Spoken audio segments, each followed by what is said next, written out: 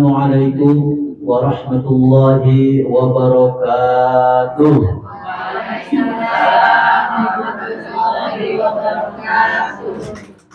Hidup senang bukan banyak uang, hidup senang hatinya tenang.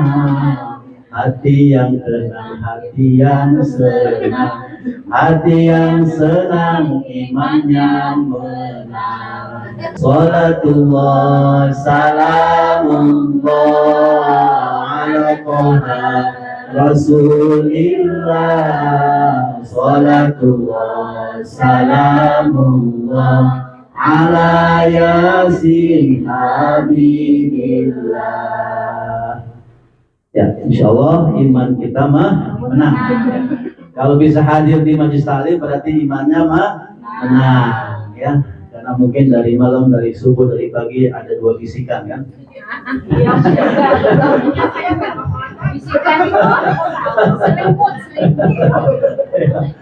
Apalagi gerimis mengundang ya. Ya. Bisikan malaikatnya menang. Alhamdulillah. Bismillahirrahmanirrahim. An Abi Sa'idin Sa'd bin Sinan Al-Khudri radhiyallahu anhu. Dari Abi Sa'id Sa'ad bin Sinan Al-Khudri, semoga Allah meridainya. Anna Rasulullah sallallahu alaihi wasallam qala, bahwa Rasul sallallahu alaihi wasallam bersabda. Ya. Apa sabdanya? La darara wala dirara. La darara wala dirara. Jangan melakukan doror dan jangan melakukan diror. Haditsun hasanun rawahu Ibnu Majah wa Daruqutni. Hadis hasan riwayat dari Ibnu Majah dan Daruqutni. Hadisnya sangat pendek kan? Ibu-ibu langsung hafal. La dororo wala diroro. Ya. La dororo wala diroro. Pakai Allah. Ya. La dororo wala diroro. Ya. Pendek sekali kan? Ya. Tapi kalau dikupas secara dalam bisa butuh 2 pertemuan. Ya. Pentingnya bagi kita adalah ya, bahwa di antara ajaran Islam ini kita tidak boleh melakukan kemadaratan, ya. Tidak boleh melakukan kemafsadatan, tidak boleh melakukan sesuatu yang membuat orang lain rugi. Ya. Orang lain merasakan kerugian, merasakan kemadaratan, merasakan kemafsadatan. Ya. Apa itu doror dan apa itu diror? Doror itu adalah ya, melakukan perbuatan yang madarat bagi orang lain tanpa sengaja. Tanpa sengaja. Ya, itu doror. Kalau diror, melakukan perbuatan madarat bagi orang lain itu dengan sengaja. Ini perbedaannya ya. Kemudian ada juga yang memaknai ya, doror berarti menyakiti orang yang tidak menyakiti kita ya. Melakukan perbuatan madarat terhadap orang yang tidak menzalimi kita. Paham ya Ibu? Itu doror.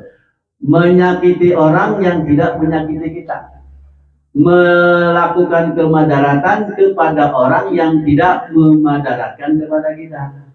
Ya nggak salah kok kita isengi, kita sakiti, kita madarati. Itu doror. Nah, kalau diror, ya, kalau diror menyakiti orang yang telah menyakiti kita, ya, menyakiti orang yang telah menyakiti kita, ya.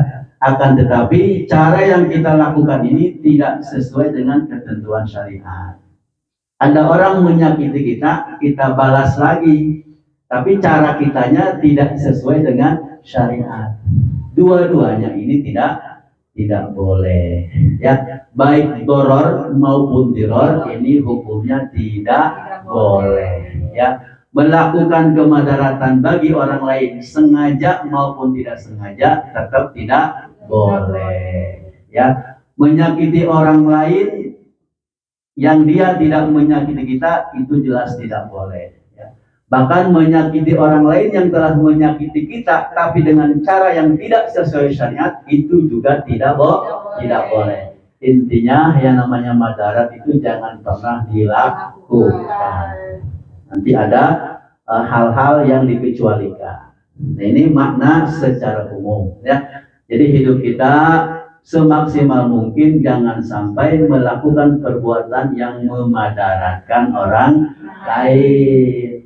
Ya, iseng Pak Ustaz, walaupun iseng nggak boleh. Iseng nih, ya, lagi makan pisang, kulitnya, dilempar tengah jalan. Siapin videonya. Ya, kepleset di video ini kan lucu gitu kan. Ini tidak boleh. Kandungan hadisnya, ya. Kandungan yang pertama, ya. Oke. Yang dilarang adalah menyakiti bukan karena alasan syar'i. Ya. Yang dilarang itu kita menyakiti orang, ya, bukan karena alasan syar'i. Jadi nggak ada alasan kita menyakiti orang itu yang dilarang. Ya. Loh, emangnya ada menyakiti orang yang sesuai dengan alasan syar'i? Ada. Apa itu? Dalam bab apa? Dalam bab kisos. Dalam bab apa? Kisos. Kisos itu apa? Hukuman yang setimpal kan? Dia nyubit, dicubit lagi. Dia nendang, ditendang lagi. Dia nonjok sampai gigi kita rontok satu, kita tonjok lagi sampai giginya rontok satu. Ya. Kalau langsung rontok dua, ya kita nanti ditonjok lagi. Kisos namanya. Ya. Dia membunuh, dibunuh lagi. Itu kisos. Ya. Oke, nah ini. Jadi kita kan menyakiti orang itu kan. Kenapa kita memukul dia? Alasannya apa? Karena dia memukul saya, Ustaz. Kisos dong berlaku. Nah, itu baru boleh. Kalau alasannya kisos, yaitu alasan syar'i. Itu ya.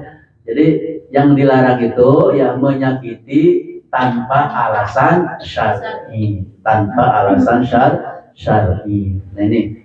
Jadi di Indonesia memang bukan negara Islam, makanya tidak ada berlaku hukum kisos. Tapi kalau di Saudi, ya terutama di Mekah, Madinah, ya di Saudi itu berlaku hukum Islam, hukum kisos, mencuri potong tangan, gitu kan, membunuh, dibunuh lagi, memukul, dipukul lagi, ya.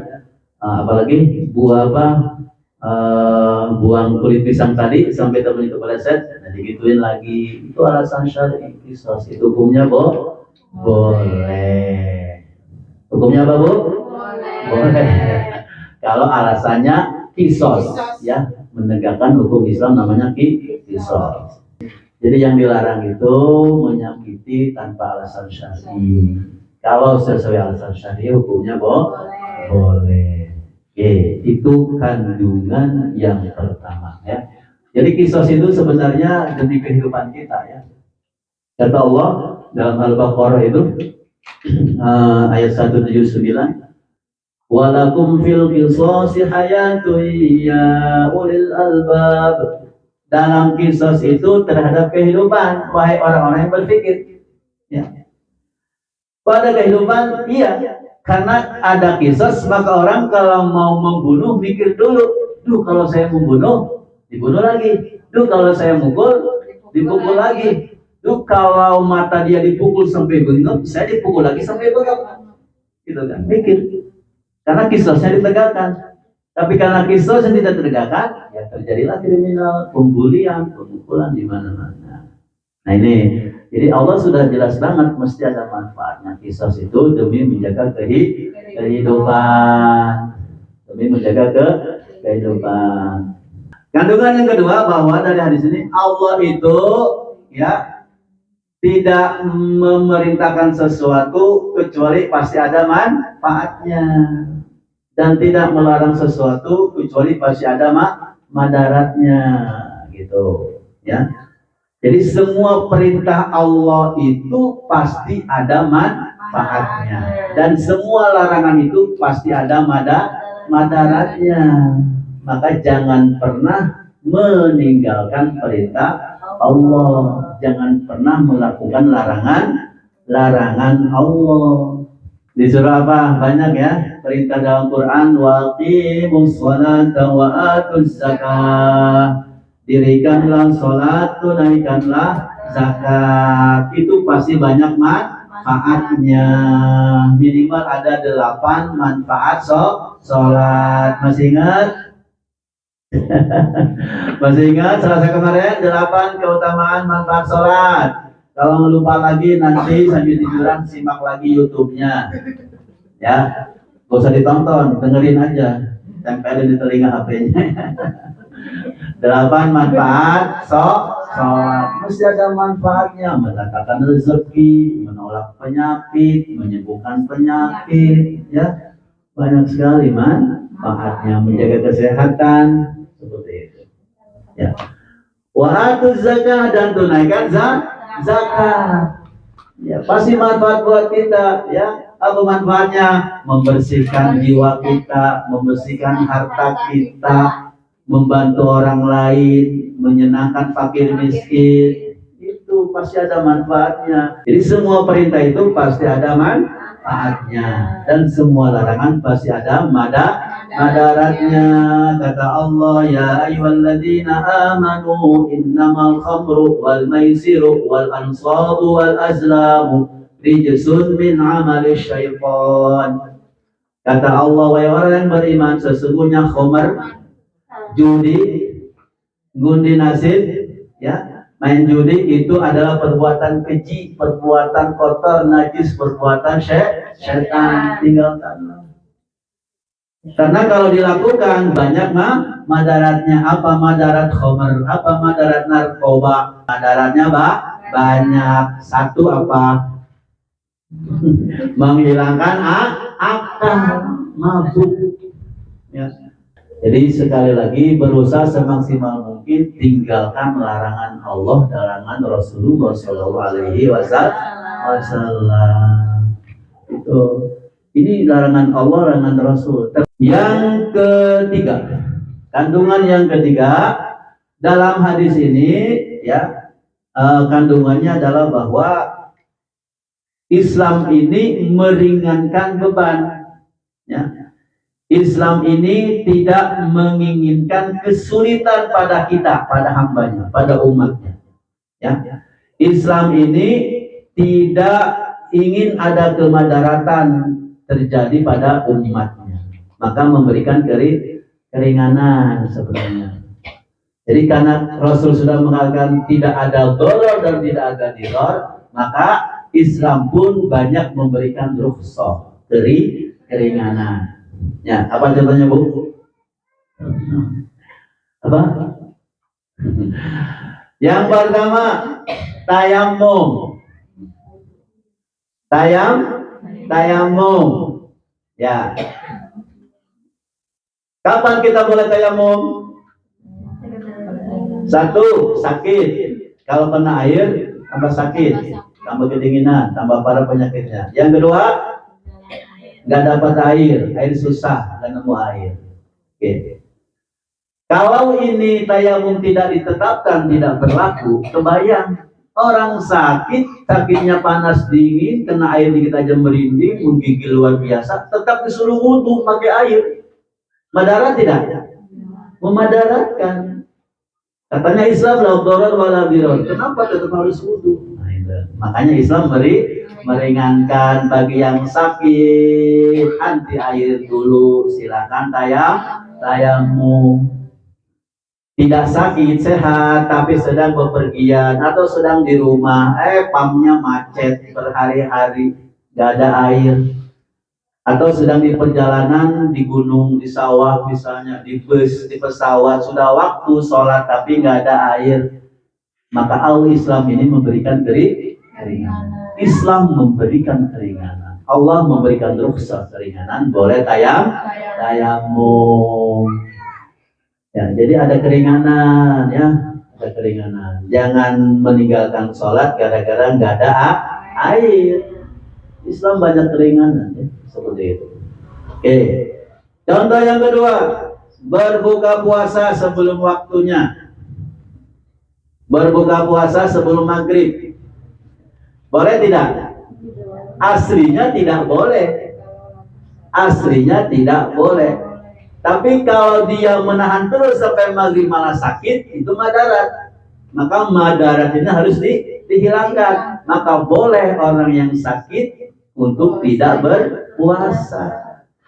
Sahur sehat, subuh sehat, pagi sehat, pada zuhur sakit, ya sakit, atau kecelakaan, nauzubillah misalnya, perlu air minum, kasih minum, batalin puasanya, nggak apa-apa, supaya tidak ada madarat. Itu, ya. Ibu sedang kasih puasa menjelang maghrib, jam 17.30, haid keluar. Lanjut puasanya apa batal? Batal. Jangan lanjut. Kalau lanjut madarat buat ibu, dapat dosa, karena yang haid tidak boleh puasa, tidak boleh sholat. Tapi nanti diganti di kodo puasanya, yang karena sakit, karena haid dan sebagainya. Ini namanya tidak ada madarat. Makanya Islam memberikan keringanan. Namanya dispensasi, namanya rukhsah. Ya. Bahkan yang sudah lansia banget, ya, nggak kuat puasa, boleh tidak puasa. Yang penting bayar fidyah. Bu Haji Fatimah masih kuat puasa, masya Allah. Maaf Nan, Bu Yuni masih kuat, bertuanya. Kalau seusia beliau saja masih kuat, apalagi seusia kita. Seusia kita, seusia ibu-ibu. Ini ibu lebih muda dari saya. 30-an kan. Masih muda gitu kan, masa nggak puasa ya. Oke, ini namanya keringanan ya, supaya tidak ada doror dan diror ya. Yang kedua, yang ketiga, contoh ketiga, pelanggaran sewaktu ihram. Wala tahliqu ru'usakum hatta yablughal hadyu mahillah.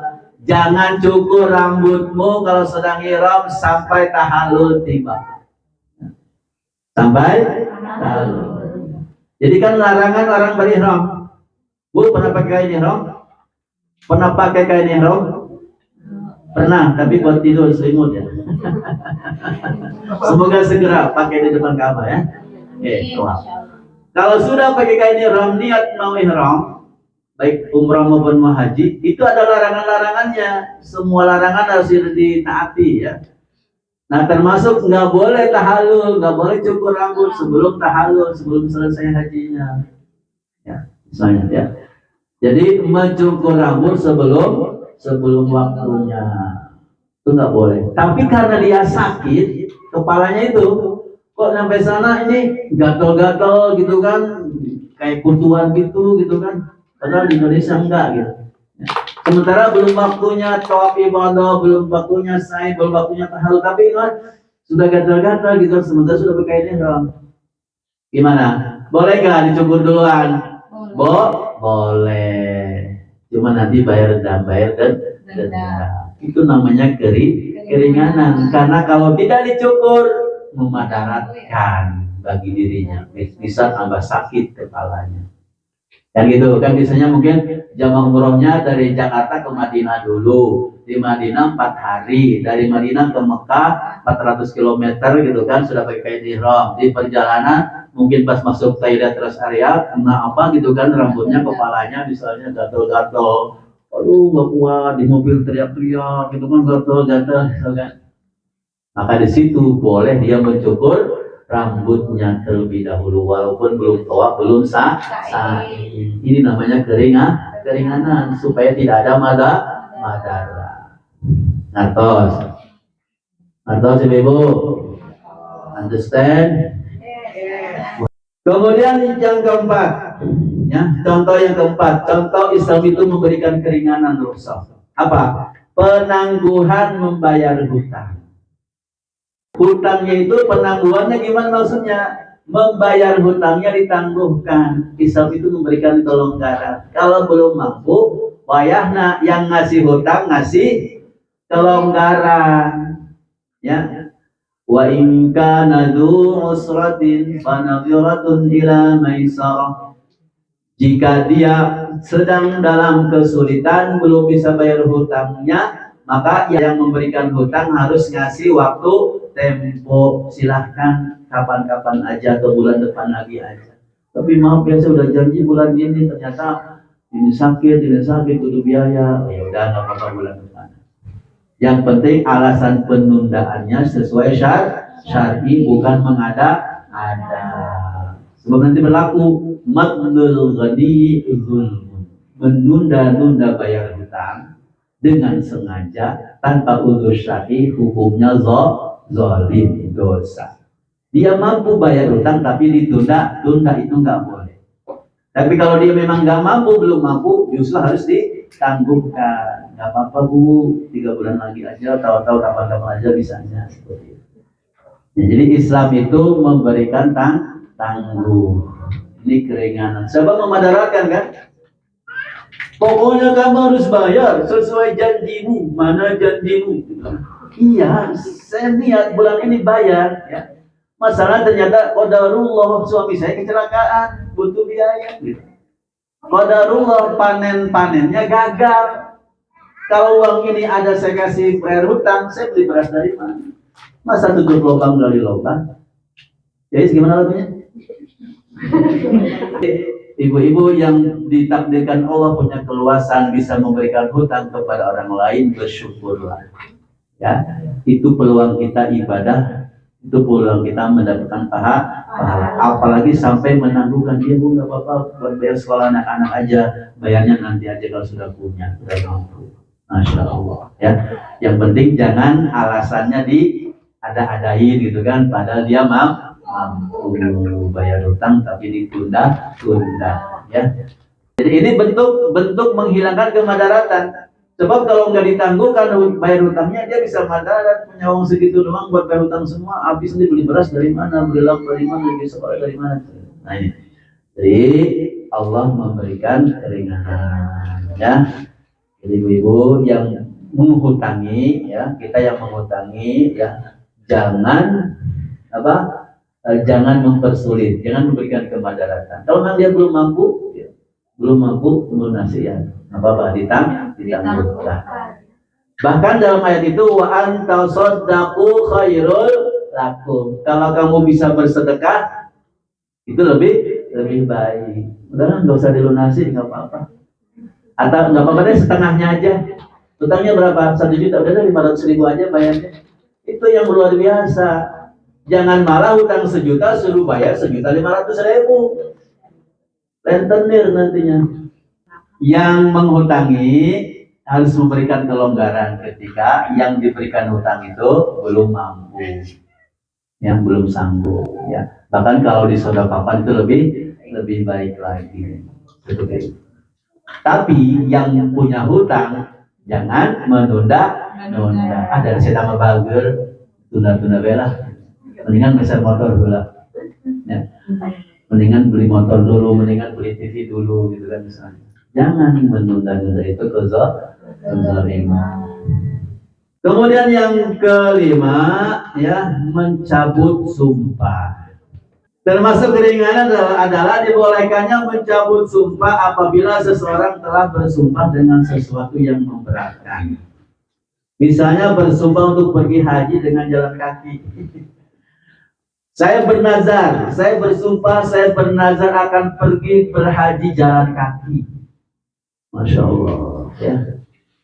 Kemudian dia ingin mencabut sumpahnya, boleh nggak? Boleh nggak? Ini keringanan, boleh. Ternyata kakinya ada masalah, pernah cedera, ini nggak bisa kalau jalan kaki. Ya Allah, saya udah sumpah, udah nazar, gimana ini? Nah, maka Islam mengatur boleh mencabut sumpah. Cuma nanti ada kafaratnya, ada yang mengatakan tidak ada dendanya, seperti itu.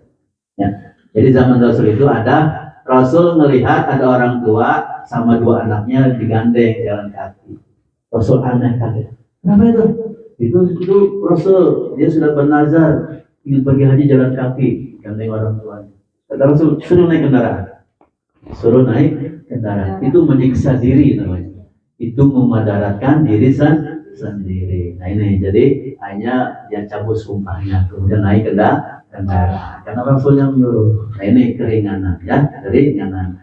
Jadi mungkin kita bernazar, ketika nazar merasa kuat. Saya bernazar, kalau anak saya lulus di fakultas kedokteran, saya akan puasa berapa hari Bu? Misalnya 3 hari berturut-turut, gitu kan? Saat itu masih kuat.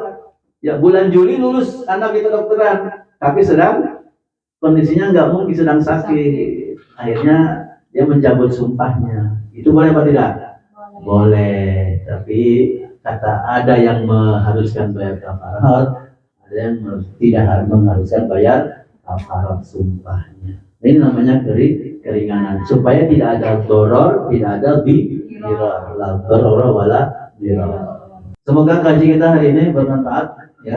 Belum tuntas makna kandungan dari sini ya. Sekali lagi intinya Bismillah, jangan sampai kita menimbulkan kemadaratan bagi orang lain. Sebisa mungkin kita hindari.